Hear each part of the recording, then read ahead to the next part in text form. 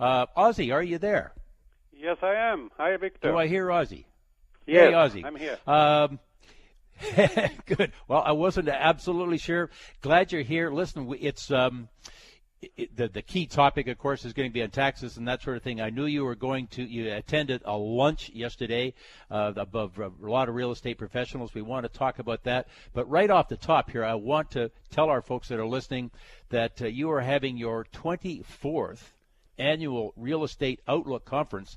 I didn't know you were that old. And that's, what's that, next week? Well, that's what my son said. My God, you're getting old. It's 24 years of forecasting real estate markets. Well, but a nice, spectacular track record, too. We have an all-day seminar at the Marriott Hotel downtown. We have two speakers talking about the U.S., one from Phoenix, one just about finance in the U.S., which is getting a lot easier. We also have somebody talk about New Mexico. And then we talk about 6 speakers, of course, talking Canada, and we're looking at the best financing available. You know, Victor, it's really become very difficult to get your investment property financed, and I think that's going to get even tighter. So you really need some expert advice. And I certainly look at my annual forecast, all the different areas we forecast, the best areas in Canada, the best in the United States, and we'll have some surprises for the attendants. We got a real specialist for Vancouver Island. We have a great developer for the Fraser Valley. So where the deals are, the best suburbs, the best small towns, and of course my 9 astounding predictions. If you do say so yourself. Yes. Ozzie, the conference is next weekend, and they can get information about it at jurock.com. I'm assuming the conference is in Vancouver somewhere. Yes, it's on the Marriott Hotel on Hastings, right downtown. People are going to go to reoutlook.ca. That's RE, like for real estate, reoutlook.ca. Or go to jurock.com, jurock.com, or 683-1111 and leave a message. We'll get back to you. Tickets are only $2 for $97 this weekend, so I urge you all to attend. It's going to be a smashing conference. Okay, Ozzie, thanks for that. Now, there's 2 main things I'd like to get to. One is, I know you told me you were going to a luncheon yesterday in Vancouver where you had a very, like real estate professionals there talking about particularly the tax and the impact of the tax. And I'd like to go to something I saw in one of your facts by mail here just this week, 4 reasons why BC real estate is not in a bubble. I think you make the point that, there's a lot of maybe a lot the worries or the concerns here are a bit overblown. Keep things in perspective. But first, what did you learn yesterday at the luncheon that you were at with respect to the taxes? This was the fall luncheon for the Urban Development Institute, and 750 people attended. I think it was their best attended ever. Neil Crystal, the president of Polygon, spearheaded the panel discussion between Tom Davidot and Sir Summerfield UBC, Helmut Pastrick, long-term chief economist of Central Credit Union, and lawyer Arnold Darkner of Dentons. And they had a fairly spirited conversation, Victor. The retroactivity of the tax was called by several both morally and ethically wrong. Well, Michael and I have talked about that before. They talked about the Premier saying in May that she had no intention of interfering in the market, and then this bombshell, So the point here is that Helmut Pastrick felt the 15% tax was simply too high, and all these new taxes really didn't benefit us in the long term. He particularly disliked the policy shock to the system, but he was fairly positive. After 3 to 7 months period of slow sales, he thought we would stabilize. We then would get back into a normal cycle, but we're also at the end of that cycle. So if we were going to a recession, there might be a downturn in the real estate market that would be substantial. So a very interesting time we had there. So, Ozzie, I know you and Mike have talked about this many times, but what's kind of the update? What's been happening most recently in the Greater Vancouver real estate market in terms of listings, sales, prices, that sort of thing? Yeah, well, what the point that we made was that we like in our newsletter to talk about the average price, and I know that the benchmark price that the boards do is good for a longer period of time. It evens things out.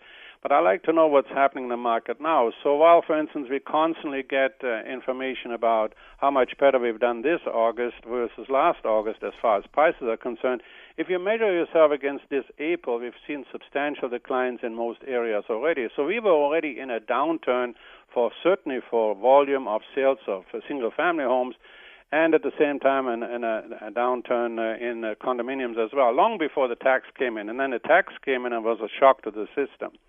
The big thing is that was also discussed yesterday is that the tax maybe have some other consequences you don't think about. We're a province that needs capital investment from foreigners in mining and LNG and agriculture and dozens and dozens of industries, and they might just take a second look and saying, why would I go there when they changed the rules on me several years ago? I might put in millions and millions of investment into, create all these jobs, and finally when payoff time comes, I'll say, oh, well, retroactively we just changed the ballpark. And investment will flow to other provinces. Mm-hmm. Well, yeah, that's definitely a concern. It's hard to measure, of course, as how that'll happen.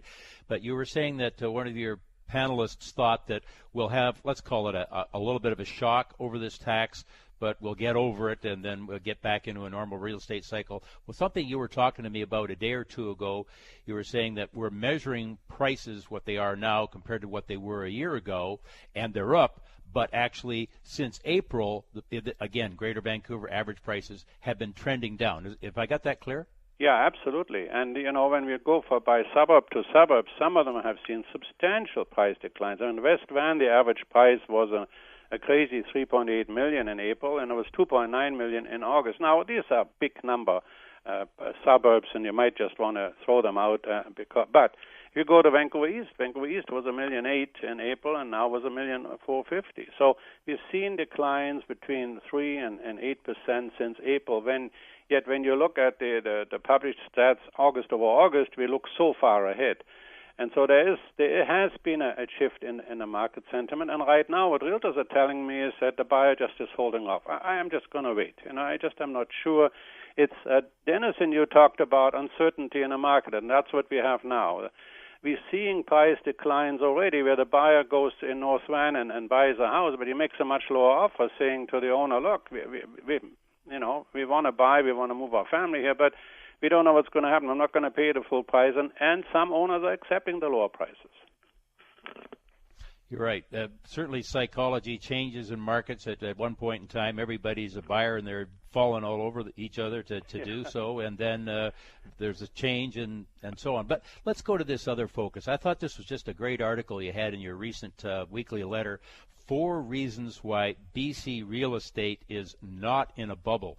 This is like kind of keep a perspective on things, folks. Yeah, prices have come off their top, but, we're not falling to zero by tomorrow. No. In fact, we've had several times before where the end of the world was forecast. I mean, the latest was 2009, when within an 8-month period we turned the market around and then started a great boom. I mean, it looks like a bubble, and we're fearful, but I'm saying to my subscribers, repeat after me. We're not in a bubble. I mean, a bubble is when a buyer's market comes, and that comes when the sales-to-ratio listing falls below 12%. So in that scenario, we really only have the Kootenays and Northeast BC that has a ratio lower. Vancouver and the Fraser Valley, the ratio is around 30%. It's dropped to something lower in some of the higher-priced areas of the city, but then you go across the island, you were talking about it earlier, in Victoria, the ratio is still over 25%, and it starts trends even higher because of the lack of inventory. So first of all, look, we have our money market. Money is almost free. Our mortgage at 2.5% or lower. We've seen 3-year money at 1.99%. So number one, that is still whatever you buy, and particularly if you buy something that your tenant pays off, half of that payment goes into your jeans. On a $300,000 mortgage, you pay $1,400 a month. $700 of that goes into your pocket. So even if there was no price increases, you would do quite well. Secondly, we got huge job creation. I mean, the city of Vancouver has been growing by 6%. I mean, it's amazing.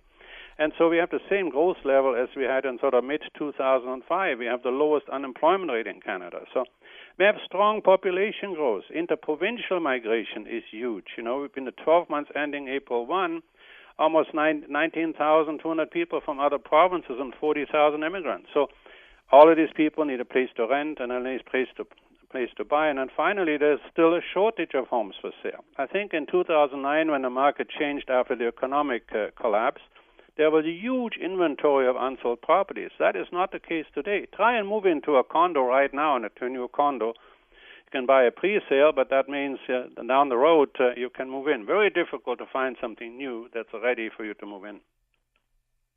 So there you have it, 4 reasons why the BC real estate market is not in a bubble right now. Ozzie, we've got just moments left here. Do you have one hot property for us? We got a great one in Phoenix, fourplex, $299,000. It's in a great area. It's completely refreshed, updated plumbing, electrical. It's always rented out, and it has a 7.5% cap rate. We think it's a great deal. Ozzie, best of wishes for a great conference, your 24th annual Real Estate Outlook Conference coming up next weekend in Vancouver. Thanks for being on the show, and we'll talk to you again soon. Thanks, Victor. I'm enjoying you.